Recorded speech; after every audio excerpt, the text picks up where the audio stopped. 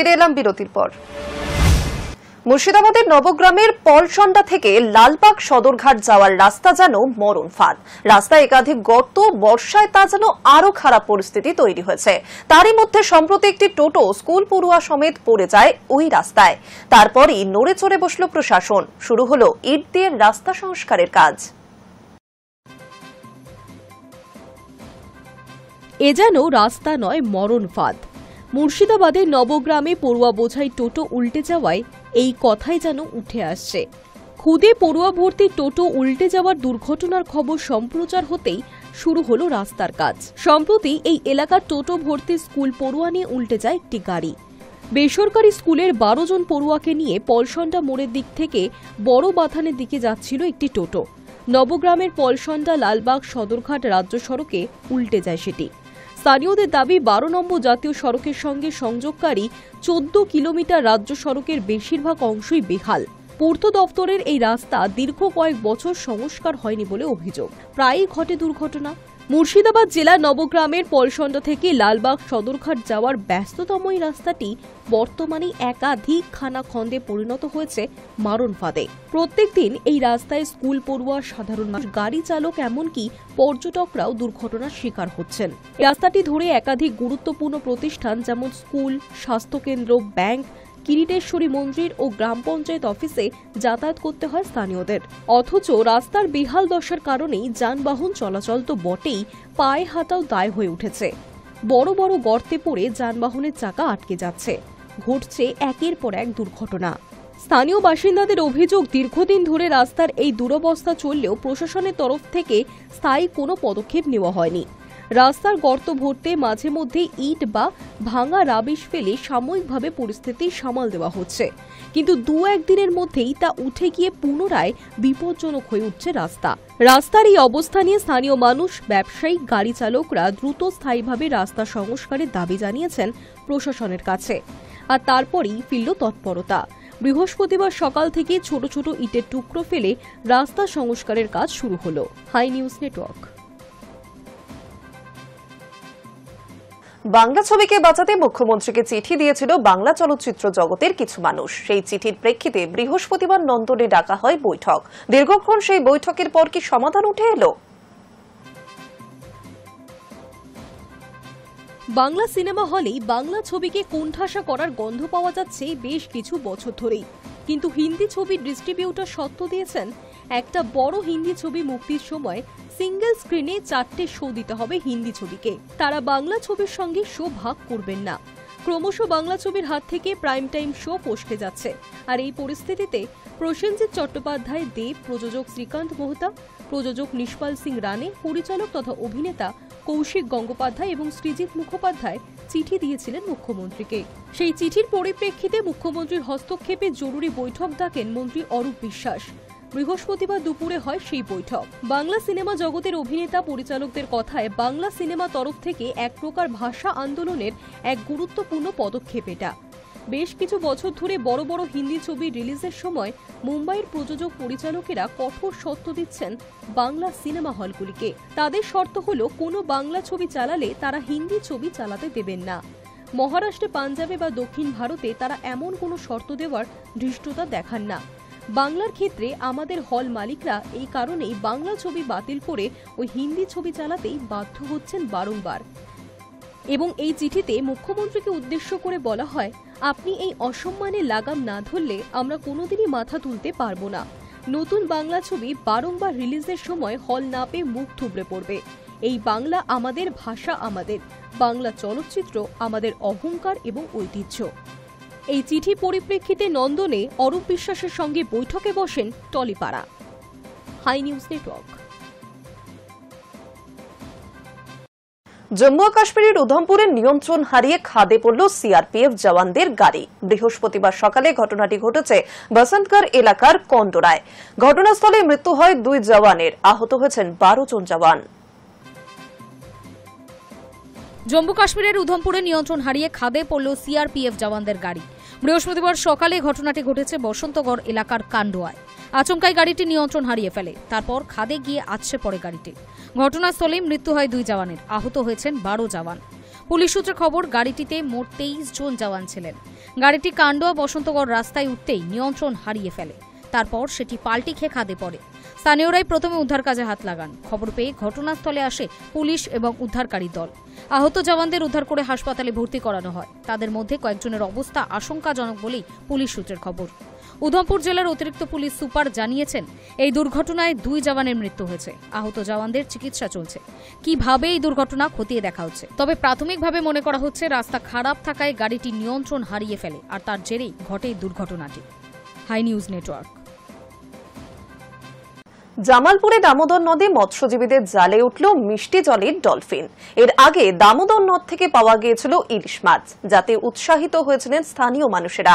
এবার মৎস্যজীবীদের জালে উঠে এলো মিষ্টি জলের জ্যান্ত ডলফিন, যা দেখতে ভিড় জমাচ্ছেন প্রচুর মানুষ। পূর্ব বর্ধমানের জামালপুরের সাদিপুর এলাকায় দামোদর নদে প্রতিদিনের মতো মাছ ধরার জন্য জাল ফেলেছিল জেলেরা। সেই জালে একটি ডলফিন আটকা পড়ে।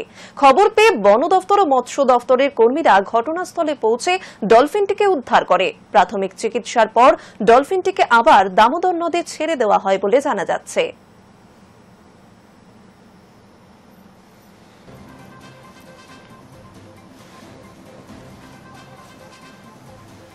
মঙ্গলবার উত্তরকাশীতে হরপাবানে কার্যত ধুয়ে সাফ হয়ে যায় ধারালি নামের একটি গ্রাম। কাছেই হর্ষিল সেনা ছাউনির 11 জন সেনাকর্মী নিখোঁজ হন।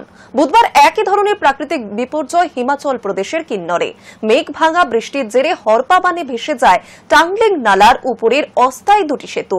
আটকে পড়েন বহু পর্যটক। খবর পাওয়া মাত্র ঘটনাস্থলে পৌঁছায় বিপর্যয় মোকাবিলা বাহিনী। জিপলাইন উদ্ধার 413 জন পর্যটক, সকলেই তীর্থযাত্রী বলে জানা গিয়েছে।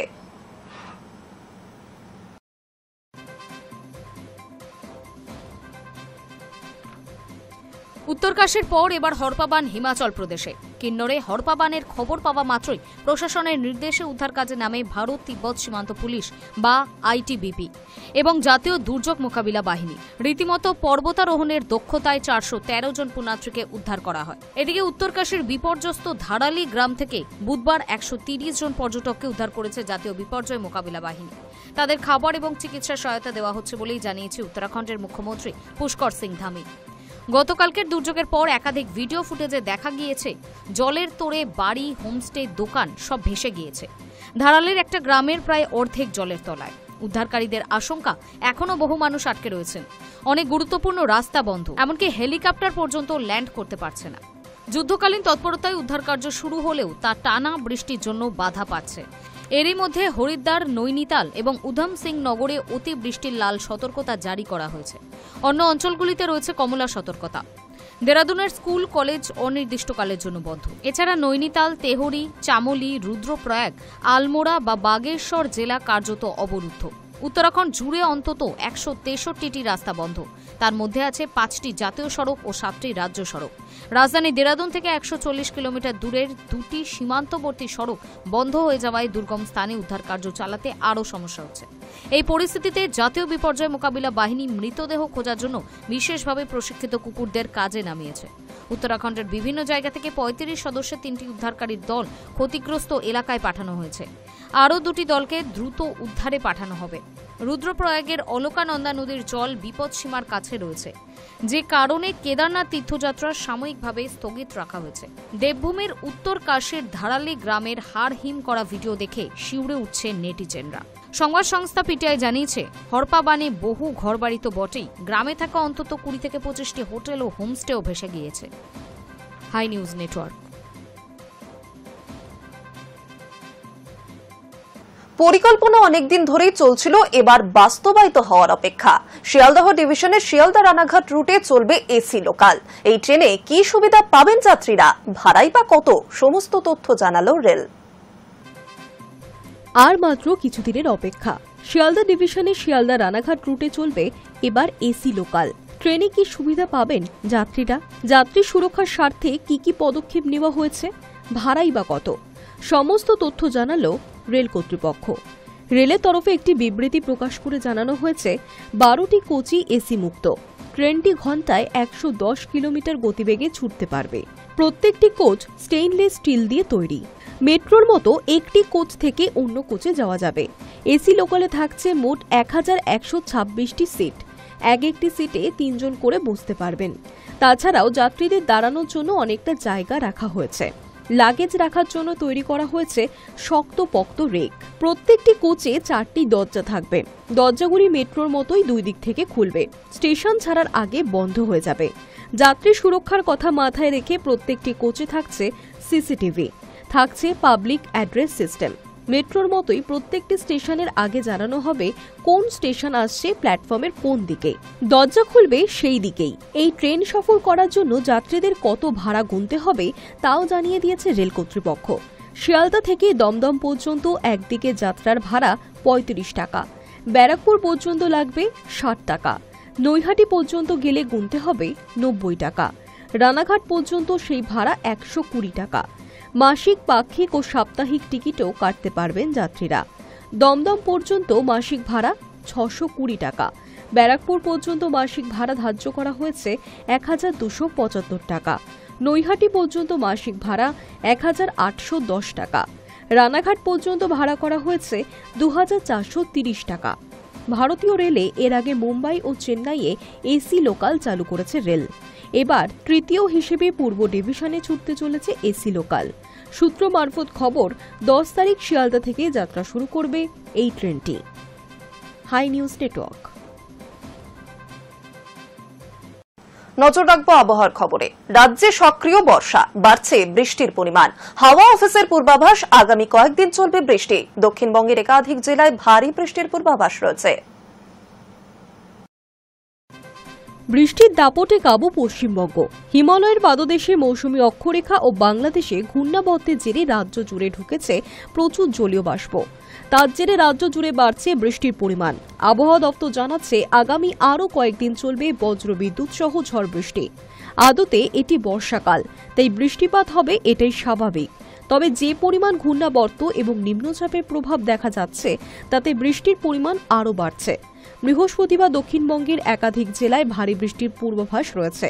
পূর্ব বর্ধমান, বাঁকুড়া, হুগলি, নদিয়া, উত্তর ও দক্ষিণ 24 পরগনায় বিক্ষিপ্তভাবে ভারী বৃষ্টি হতে পারে। সেই সঙ্গে বইবে ঘণ্টায় 30 থেকে 40 কিলোমিটার বেগে দমকা ঝোড়ো হাওয়া। বজ্রপাতের সতর্কতাও জারি রয়েছে। শুক্রবার বৃষ্টির পরিমাণ আরও বাড়বে পুরুলিয়া, বাঁকুড়া, 2 মেদিনীপুর, 2 বর্ধমান, বীরভূম এবং মুর্শিদাবাদ জেলায়। বাকি জেলাগুলিতে হবে হালকা থেকে মাঝারি বৃষ্টি, সঙ্গে ঝোড়ো বাতাস। শনিবার থেকে ভারী বৃষ্টির সম্ভাবনা আপাতত নেই। তবে শনিবার, রবিবার, সোমবার ও মঙ্গলবার দক্ষিণবঙ্গের বেশিরভাগ জেলাতেই বজ্রবিদ্যুৎ সহ হালকা থেকে মাঝারি বৃষ্টি চলবে। দিনে তাপমাত্রা একটু বাড়বে এবং ভ্যাপসা গরম ও আর্দ্রতাজনিত অস্বস্তিও থাকবে। বৃহস্পতিবার থেকে উত্তরবঙ্গে বৃষ্টির পরিমাণ বাড়বে। দার্জিলিং, কালিম্পং, জলপাইগুড়ি ও আলিপুরদুয়ার জেলায় অতি ভারী বৃষ্টির সতর্কতা জারি করা হয়েছে। কোচবিহারেও ভারী বৃষ্টির সম্ভাবনা থাকছে। পাশাপাশি বাকি জেলাগুলিতে বজ্রবিদ্যুৎ সহ হালকা থেকে মাঝারি বৃষ্টি এবং 30 থেকে 40 কিলোমিটার বেগে দমকা হাওয়ার সম্ভাবনা থাকছে। এই পরিস্থিতি অব্যাহত থাকবে শুক্রবার, শনিবার এবং রবিবারও। সোমবার থেকে ফের অতি ভারী বৃষ্টির আশঙ্কা রয়েছে জলপাইগুড়ি, কালিম্পং ও আলিপুরদুয়ারে। মঙ্গলবারও 5 জেলা জুড়ে বিক্ষিপ্তভাবে ভারী বৃষ্টি চলবে। High News Network. এখন এই পর্যন্ত নিউজ টুডে। পরবর্তী অন্যান্য খবরের জন্য নজর রাখুন হাই নিউজে। নির্ভীক, নিরপেক্ষ।